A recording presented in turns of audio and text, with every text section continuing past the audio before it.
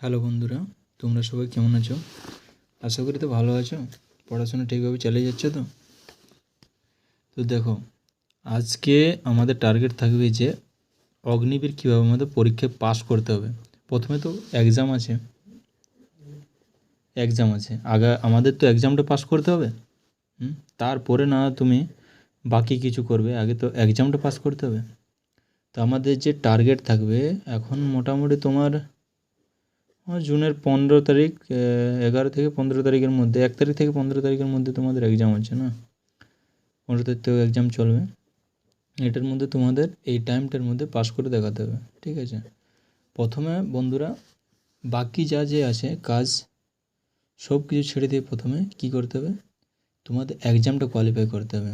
তারপরে নয় মাঠ, তুমি গ্রাউন্ড পাস করবে, এক্সাম কোয়ালিফাই করার পরে তুমি মাঠ করবে, গ্রাউন্ডে যাবে।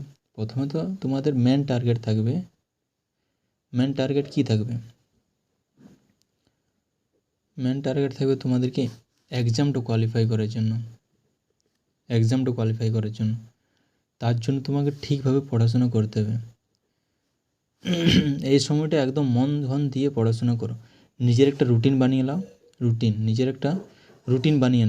রুটিন বানিয়ে ঠিক মতন পড়াশোনা করো। এখন বিয়ে ঘর, আবার তারপর অন্য কিছু কাজ, বাকি সব ছেড়ে দিয়ে তোমরা একটা টার্গেট নাও যে আমাকে এত ঘন্টার মধ্যে পড়তে হবে। প্রতিদিন তুমি 12 ঘন্টা পড়ার দরকার নেই, প্রতিদিন তুমি 6 ঘন্টা পড়ো না, 6 ঘন্টা। আর দেখতে হবে না তোমাকে পাস করার জন্য। তো প্রথমে তোমাদের 6 ঘন্টা পড়তে হবে, ঠিক আছে?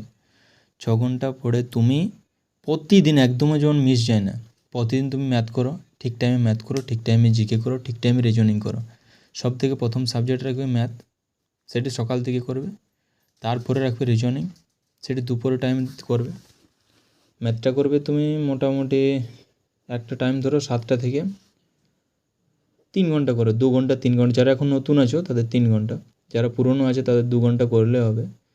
তাহলে যারা নতুন আছে তাদের 3 ঘন্টা করো ম্যাথ, 7টা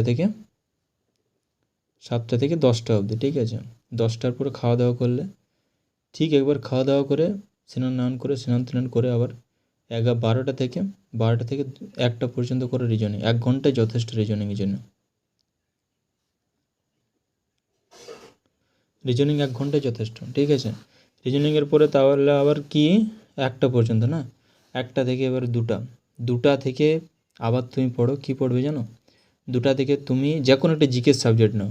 মনে করো 2টা থেকে 4টা তো আমি জিকে পড়লি, হিস্টোরি হতে পারে, কিংবা ভূগোল হতে পারে, জিওগ্রাফি হতে পারে, কিংবা সংবিধান হতে পারে,